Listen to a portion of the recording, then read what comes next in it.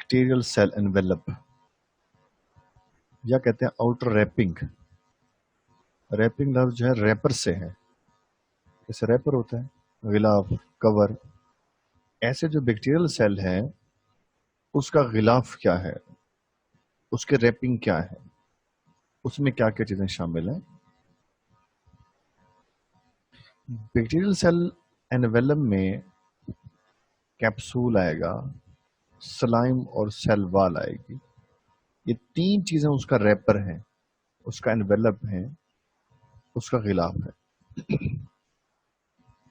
तो लिखता है complex of layers. Cell envelope mean complex of layers external to the protoplasm. यानी कि ये तमाम चीजें आपको प्रोटोप्लाज्म के बाहर, सेल मेम्ब्रेन के बाहर नजर आनी है। ये इजाफी चीजें हैं। अब वन बाय वन सबको बयान करेगा। नंबर वन क्या है? Capsule. Capsule is made up of repeating units of polysaccharides or proteins or both. Capsule को बनाने वाले पॉलीसेक्राइड हैं, बार बार वो आएंगे, रिपीटिंग यूनिट्स होंगे, या फिर प्रोटीन के यूनिट्स होंगे, या फिर इन दोनों से मिलकर कैप्सूल बना हो सकता है। केमिकल कंपोजिशन आ गई। Then capsule is tightly bound to the cell wall. ये कैप्सूल और सलाइम सेल वॉल के बाहर चीजें आनी है।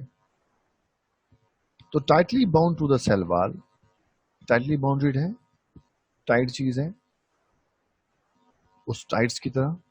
थिक है और गमी है, गम लाइक होगा, ये गोंद की तरह का ये चिमटने वाला मटेरियल है। तो tightly bound to the cell wall and thick and the gummy in nature है। अब जैसे कि उसके नाम से ज़ाहिर हो रहा है, अगर गम लाइक है तो स्टिकी होगा, स्टिकी कैरेक्टर है, और एडहेरेंस के लिए, दूसरों के साथ अटैच होने के लिए कैप्सूल का इस्तेमाल करता है। तो काम इसका आ गया स्टिकी नेचर और use for adherence to the other substances. तो कैप्सूल उसने कहा रिपीटिंग यूनिट्स ऑफ पॉलीसेक्राइड्स या प्रोटीन या फिर दोनों का मजमुआ हो सकता है। टाइटली बाउंडेड है, थिक और गमी है, और स्टिकी नेचर होगा, और एडहेरेंस के लिए इसको यूज करता है। Then is a slime, loose soluble shield of macromolecules. ये लूज है, लूज कवरिंग है, यानी कैप्सूल टाइटली बाउंडेड है और स्लाइम लूजली है। और लूज सॉल्युबल शील्ड यानी कि चीज सही तौर पर सॉलिड नहीं है, ना ही लिक्विड है, सेमी सॉलिड है। तो लूज है, सॉल्युबल शील्ड, शील्ड में प्रोटेक्शन के लिए उसको यूज करेगा, प्रोटेक्टिव ही नेचर है। शील्ड हम कहते हैं ढाल को। तो loose soluble shield of macromolecules, macromolecule बड़े बड़े मोलेक्यूल्स, यानी कि वही कार्बोहाइड्रेट्स, प्रोटीन, लिपिड्स के बड़े बड़े जो मोलेक्यूल हैं उससे मिलकर बनने वाली एक लूज शील्ड है, लूज कवरिंग है, और शील्ड प्रोटेक्शन के तौर पर ये सलाइन इस्तेमाल होगी। It increases the pathogenicity, pathogenicity में बीमारियां फैलाने की सलाहियत। इसकी वजह से बैक्टीरिया की बीमारियां फैलाने की सलाहियत में इजाफा होता है। एंड प्रोटेक्ट फ्रॉम फैगोसाइटोसिस, ये बचा के रखती है कि कोई उसको खा ना जाए, कोई उसके ऊपर अटैक ना कर दे। तो काम क्या हुआ कि it increases the pathogenicity and protect from phagocytosis. अब याद करना, कैप्सूल टाइटली बाउंडेड होगा, थिक और गमी है, जबकि लूज सॉल्युबल है और शील्ड है, और function increases the pathogenicity and protect from phagocytosis. जैसा आपको यहाँ पे दिखा रहा है, फॉर एग्जांपल ये सेल है, उसके बाहर उसने दिखाया है कि ये सलाइम लेयर है, लूज है, ढीली ढाली नजर आ रही है आपको। ये कैप्सूल दिखा रहे हैं, कैप्सूल टाइटली बाउंडेड होगा, यहां भी इसने लिखा है not in all the bacterial cell but if present it's the outermost layer, क्योंकि ये इजाफी चीज है, नॉन एसेंशियल पार्ट्स हैं, तो हर बैक्टीरिया के अंदर आपको नजर नहीं आनी, और आउटरमोस्ट लेयर है। The capsule tends to be thick, rigid, वो चीज आगे थिक है, रिजिड है, सख्त है, और स्मूथ होगा। कैप्सूल ये स्मूथ खड़ा हुआ है बाहर। स्लाइम है, इस थिनर है, लेस रिजिड, सॉल्युबल जो होगी है, और ग्लोबुलर गोल है। Extra layer guards against desiccation, desiccation mean पानी की कमी से उसको बचा के रखेगा। ऐसी इतनी बातें आपकी बुक में नहीं है। ये है protects the cell from phagocytosis, कोई इसको खा ना सके, and can be used as attachment such as tooth decay bacteria. इसको भी छोड़ दें, ये बस आपका नहीं है, बस जो बुक में दो चार बातें हैं उन्हीं को तैयार करना है आपने। देन हम कहते हैं सेल वाल अब आ गई है। beneath एक्स्ट्रा सेलुलर सब्सटेंसेस, यानी कि वो जो एक्स्ट्रा सेलुलर सब्सटेंसेस हैं, पढ़ा आपने स्लाइम कैप्सूल, उसके तो अंदर है, यानी कि वो चीजें सेल वाल के बाहर है तो सेल वाल उसके अंदर हो गई। एक्सटर्नल टू द साइटोप्लाज्म, लेकिन साइटोप्लाज्म के बाहर है, या यूं के प्रोटोप्लाज्म के बाहर है, यूं कहना चाहिए उसको, क्योंकि सेल मेम्ब्रेन के बाहर सेल वाल आनी है तो प्रोटोप्लाज्म के बाहर आ गई ना।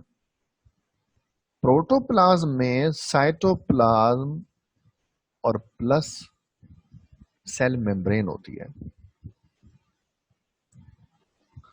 सेल मेम्ब्रेन और साइटोप्लाज्म, ये प्रोटोप्लाज्म है, तो प्रोटोप्लाज्म के बाहर है सेल वाल, एक्स्ट्रा लेयर आ जानी है, एक्सटर्नल टू साइटोप्लाज्म आ जानी है। रिजिड है, determines the shape of the bacteria, वाल है ना, दीवार है ना, तो जैसे दीवार होगी वैसे उसकी इमारत बनती है।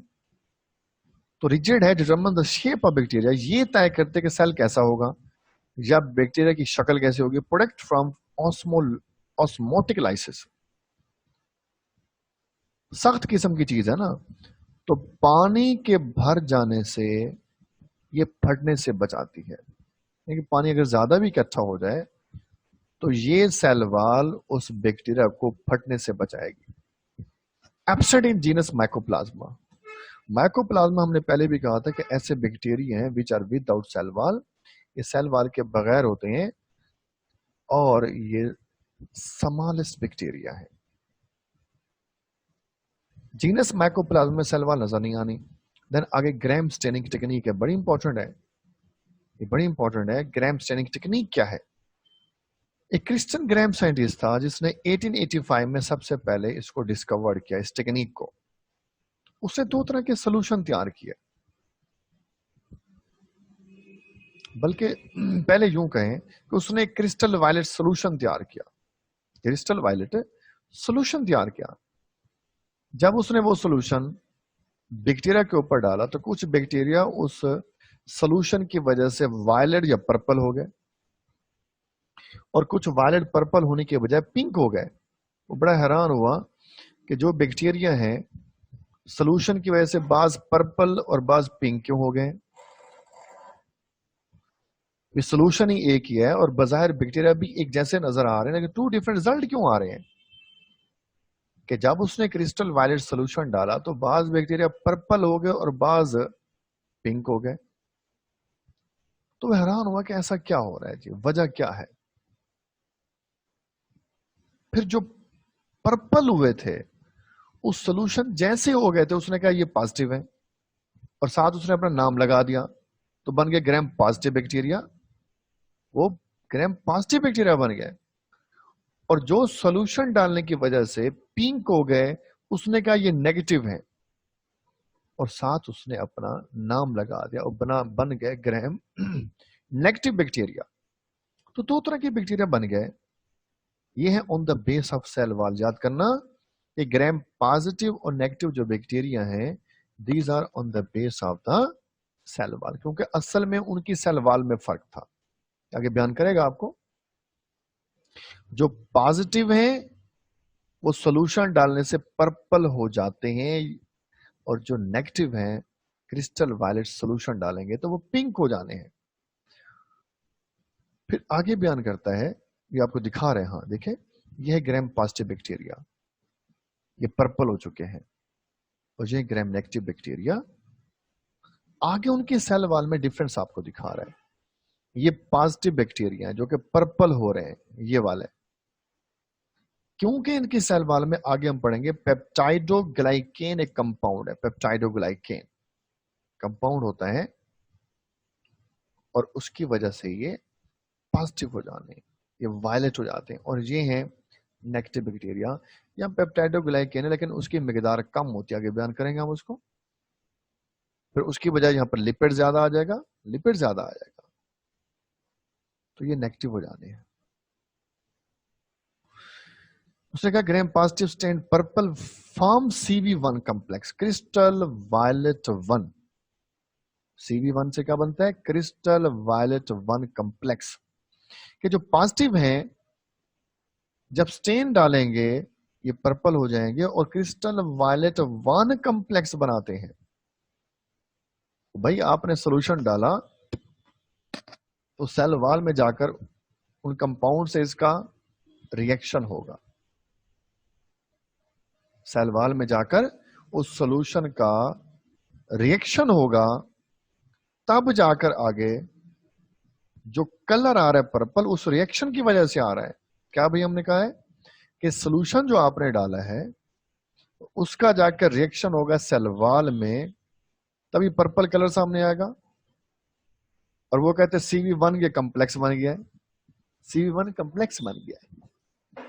They retain the primary dye, ये प्राइमरी डाई को बरकरार रखते हैं, यानी कि जो पर्पल कलर इसके ऊपर एक दफा चढ़ गया है ये ब्लीच होने से उतरेगा नहीं, ये नहीं उतरेगा, इसकी ब्लीचिंग नहीं हो सकती, ये प्राइमरी डाई उसके ऊपर बरकरार रहेगी, वो उतरती नहीं है। अब प्राइमरी डाई कौन सी है वो पीछे बयान करता है, ये वाली बात। क्रिस्टल वायलेट सॉल्यूशन ये प्राइमरी डाई है। सेकेंडरी डाई क्या होती है? सेकेंडरी डाई पिंक डाई है, पिंक डाई, ये पिंक डाई है। इससे क्या मुराद है? देखो ये जो पिंक डाई है, या यूं कह लो कि अगर आप इसके ऊपर ये सॉल्यूशन चढ़ा रहे हैं नेगेटिव के ऊपर, वो तो चढ़ेगा नहीं, वो ब्लीच हो जाएगा, वो ब्लीच हो सकता है। They do not retain the primary dye, primary dye इनके ऊपर बरकरार नहीं रहेगी, वो ब्लीच हो जानी, उतर जानी है। उसके ऊपर सेकेंडरी डाई हो सकती है, सेकेंडरी डाई बचो पिंक है, सेकेंडरी डाई पिंक है, बात समझ रहे हैं ना? कि जो पॉजिटिव है they retain the primary dye, जो कलर इसके ऊपर चढ़ गया है कलर इसके ऊपर दोबारा उतरेगा नहीं, ये ब्लीच नहीं हो सकता। लेकिन जो नेगेटिव है उसके ऊपर ये प्राइमरी डाई उतर जाएगी, ये ब्लीच हो जानी है, और सेकेंडरी डाई उसके ऊपर हो सकती है, यानी कि इसका कलर वो पिंक हो जाएगा, pink is a secondary dye. आगे चलते हैं, लिखता है नेगेटिव में they stain the pink form the CV2 complex, ये क्रिस्टल वायलेट 2 कॉम्प्लेक्स बनाता है, यानी कि सॉल्यूशन डाला, रिएक्शन हुआ, कलर उसका पिंक आया, इसे हम कहते हैं CV2 कॉम्प्लेक्स बन गया। They retain the secondary dye, secondary dye उसके ऊपर बरकरार रहेगी, प्राइमरी डाई उसके ऊपर बरकरार नहीं रहती, वो ब्लीच हो जाती है। तो दो तरह के बैक्टीरिया हैं, ग्राम पॉजिटिव और ग्राम नेगेटिव। पॉजिटिव पर्पल हो जाने हैं, नेगेटिव पिंक हो जाते हैं। पॉजिटिव CV1 कॉम्प्लेक्स बनाते हैं और ये CV2 कॉम्प्लेक्स बनाता है, वो प्राइमरी डाई को रिटेन करता है और ये सेकेंडरी डाई को रिटेन करेगा, ये करता है। अब एक टेबल वहां बना हुआ है आपकी बुक में, इसको लाजमी तैयार करना है। ये कॉलम करेक्टर्स का है, ये पॉजिटिव और वो negative. Number of major layers, positive में 1 मेजर लेयर है और वहां 2 है। केमिकल मेकअप, पॉजिटिव में पेप्टाइडोग्लाइकन ज्यादा है, 50% है, ये डायग्राम में दिखाते हैं आपको, और वह नेगेटिव में ओनली 10% है। देखे ना, पॉजिटिव में 50% है, पेप्टाइडोग्लाइकन ज्यादा है, और नेगेटिव में वो बहुत कम है, ओनली 10% है। लिपिड यहाँ 1 से 4% है और वो लिपिड वहां 11 से 12% है। यही तो फर्क आ रहा है, यही फर्क आ रहा है, यहाँ लिपिड ज्यादा है, वहां लिपिड कम है। नेगेटिव में 11 से 12% है और वहां सिर्फ 1 से 4% है। और उसके अलावा और कौन कौन सा कंपाउंड है? टिकोइक एसिड, लिपोटिकोइक एसिड, ये एसिड है, कंपाउंड है। तो पॉजिटिव में टिकोइक एसिड और लिपोटिकोइक एसिड है, और वहां इसकी बजाय लिपोपॉलीसेकेराइड्स और लिपोप्रोटीन आ रहे हैं। अब पहला फर्क क्या रहा कि पॉजिटिव में पेप्टाइडोग्लाइकन 50%, 1 10%, या लिपिड 1 से 4% है, वहां 11 से 12% है। यहाँ टिकोइक एसिड और लिपोटिकोइक एसिड, और वहां पर लिपोपोलिसैकेराइड और लिपोप्रोटीन्स आ रहे हैं। ओवरऑल थिकनेस पॉजिटिव जो है उसकी थिकनेस 20 से 80 नैनोमीटर है और उसकी 8 से 11 नैनोमीटर है। आउटर मेम्ब्रेन यहां पर नहीं होती और वहां होती है। पेरिप्लाज्मिक स्पेस जहां सम के अंदर है और वहां सब के अंदर है। पेरिप्लाज्मिक स्पेस क्या होती है? The space between the cell membrane and cell wall. The space between the cell membrane and the cell wall is called periplasmic space. तो पेरिप्लाज्मिक स्पेस वो पॉजिटिव में कुछ में है और नेगेटिव में सब में है। परमेबिलिटी, चीजों को गुजरने की इजाजत देना। पॉजिटिव इज मोर परमेबल और नेगेटिव इज लेस परमेबल। ये लाजमी तैयार करना, ये ऑब्जेक्टिव वगैरह आपसे पूछेगा। अभी सेल वॉल खत्म नहीं हुई। कहते cell wall is made up of peptidoglycan. असल में सेल वॉल में पेप्टाइडोग्लाइकेन होता क्या है?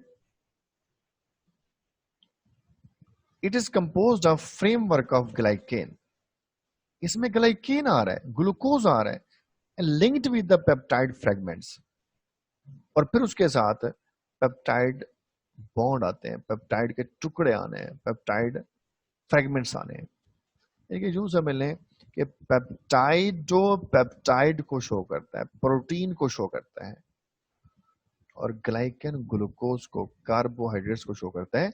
गोया पेप्टाइडोग्लाइकेन ये ग्लूकोज और प्रोटीन का मजमुआ है। Other molecule that is sugar, teichoic acid, lipoprotein, lipopolysaccharide भी आपको नजर आते हैं। पढ़े आपने टेबल गए? Cell wall of archaeobacteria. Archaeo कदीमी पुराने, इस चैप्टर के स्टार्ट में पढ़ा था कि दो तरह के बैक्टीरिया हैं, यू बैक्टीरिया और आर्कियोबैक्टीरिया। यू ट्रू बैक्टीरिया एडवांस हैं जो आजकल आपको मिलते हैं। आर्कियो पुराने हैं, पुराने वाले bacteria.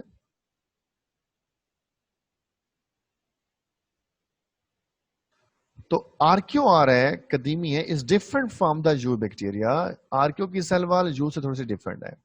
आर्कियोबैक्टीरिया don't contain the peptidoglycan. वहां पेप्टाइडोग्लाइकेन नहीं होगा आर्कियो के अंदर। It is composed of the protein glycoprotein and polysaccharide. वहां पर पेप्टाइडोग्लाइकेन की बजाय प्रोटीन, ग्लाइकोप्रोटीन और पॉलीसैकेराइड उसमें शामिल होगा।